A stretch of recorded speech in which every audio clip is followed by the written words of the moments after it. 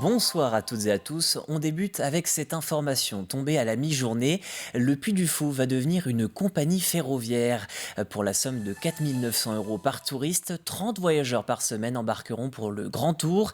Un Tour de France de 6 jours avec des escales et des spectacles. 4000 km au programme, de la Vendée à la Côte d'Azur en passant par Paris.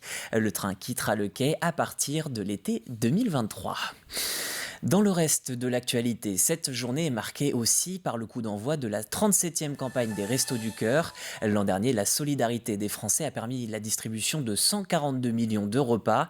Au total, 1,2 million de bénéficiaires ont été recensés et contrairement à ce qu'on pourrait croire, l'aide n'est pas uniquement alimentaire.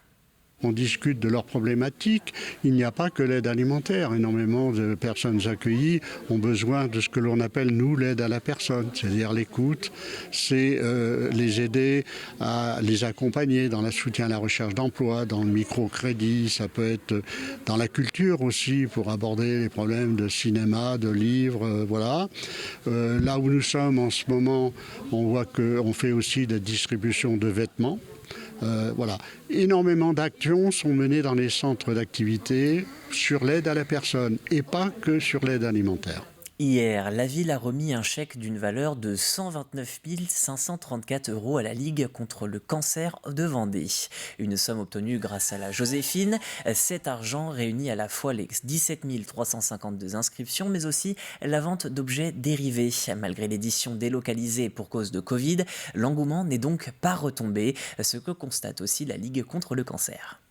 Dans notre malheur, avec la crise sanitaire, le Covid a fait que l'édition de La Roche-sur-Yon ne pouvait plus se tenir effectivement depuis déjà l'année dernière, comme c'était le cas historiquement avec une ligne de départ sur la ville de La Roche, ce qui a incité la ville de La Roche-sur-Yon à délocaliser un petit peu entre guillemets cet événement, et donc la participation a été plus importante aussi, je pense, de ce fait-là. La Joséphine, pour la 7e édition là, a montré un très fort engouement. Et on voit que d'année en année, justement, le nombre de participantes est croissant.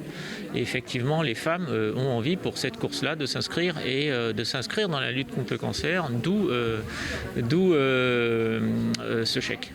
Aujourd'hui marque aussi le début de la 8e édition de l'Innovation Week. Au programme des tables rondes, des conférences ou encore des ateliers pour partager les bonnes pratiques et usages liés au numérique et accompagner ainsi la transition des entreprises dans ce domaine. Pour le président de la CCI, l'innovation passe par cette adaptation au marché et donc au digital.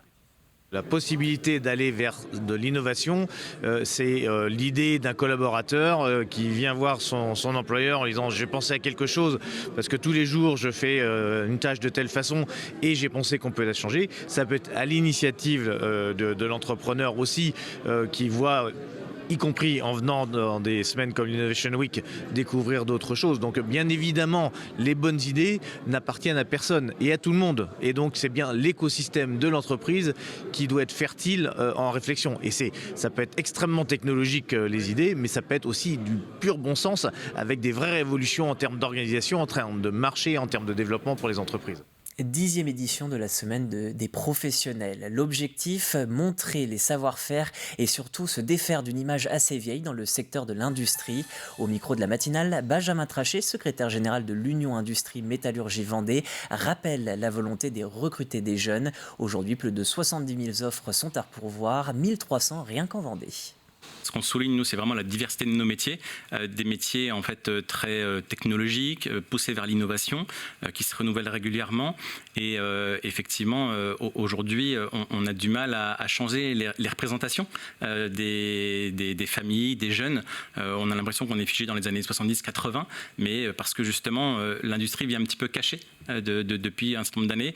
Et justement, la semaine de l'industrie est là pour ouvrir les portes, pour montrer le savoir-faire, les évolutions technologiques, les débouchés, les carrières possibles, et donc donner envie aux jeunes ou moins jeunes, parce qu'on peut aussi s'adresser au public en reconversion, de travailler dans ces métiers industriels.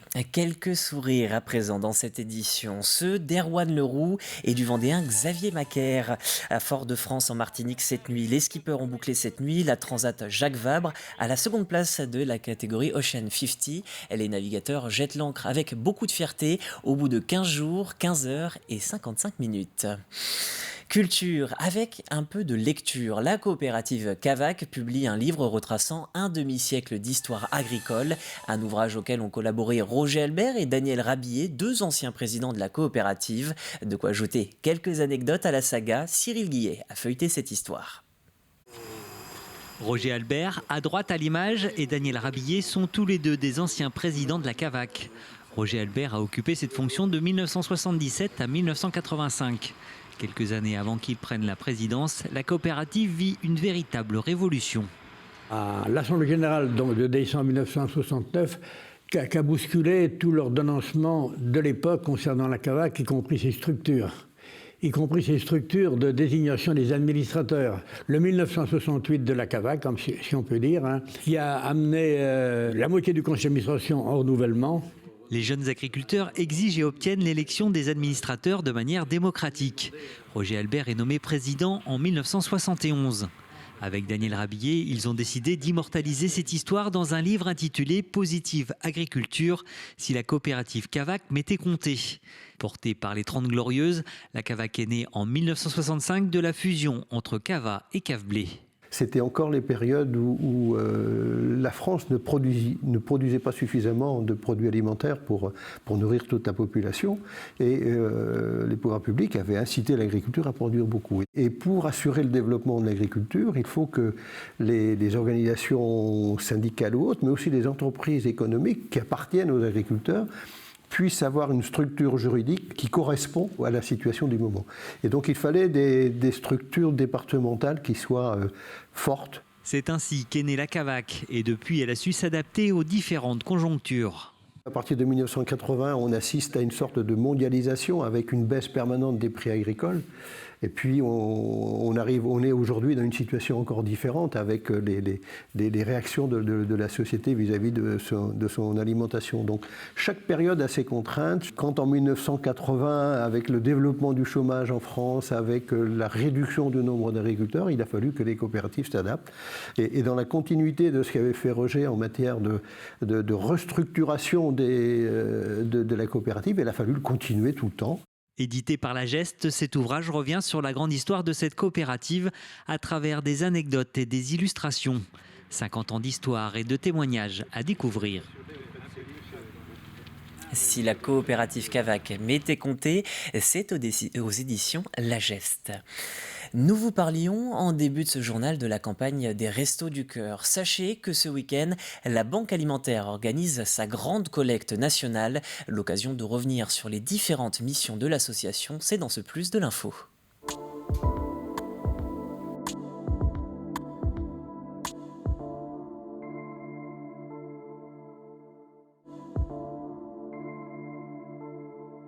La collecte représente globalement 20% de notre ressource alimentaire pour l'année. La ramasse quotidienne représente également environ 20% de nos dons en denrées.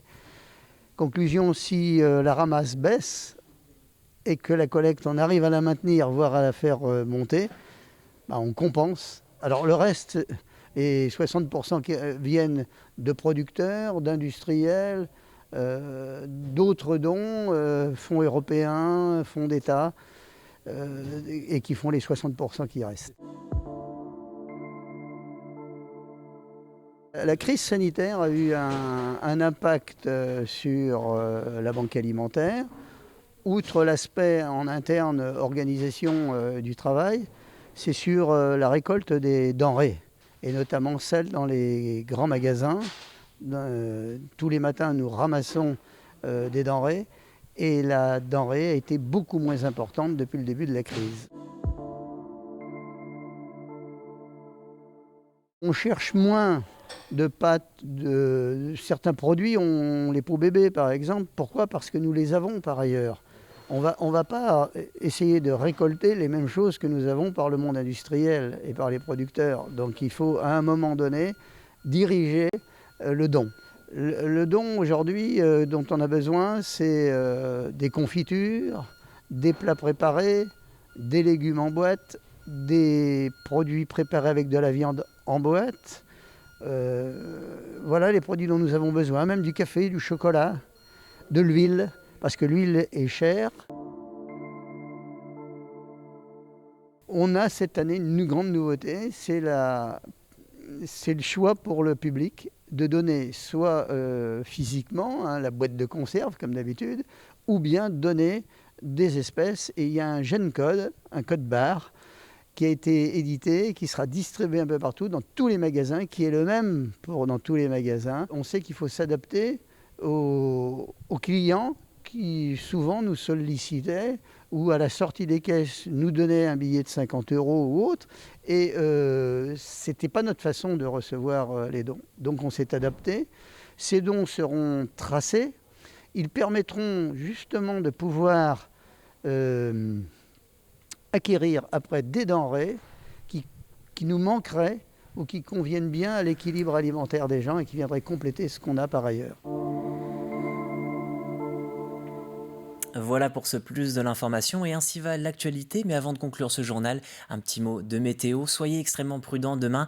Contrairement à ce que vous pourriez croire, il va faire froid. Et oui, même si le soleil sera en rendez-vous, vous le voyez, le soleil est couvert par quelques nuages d'entre 7 et 10 degrés. Et puis surtout ce vent de nord-est entre 55 et 60 km/h. Il fera donc assez froid. Soyez donc vigilants et couvrez-vous bien. Voilà pour l'actualité. Je vous remercie de nous avoir suivis sur TV Vendée.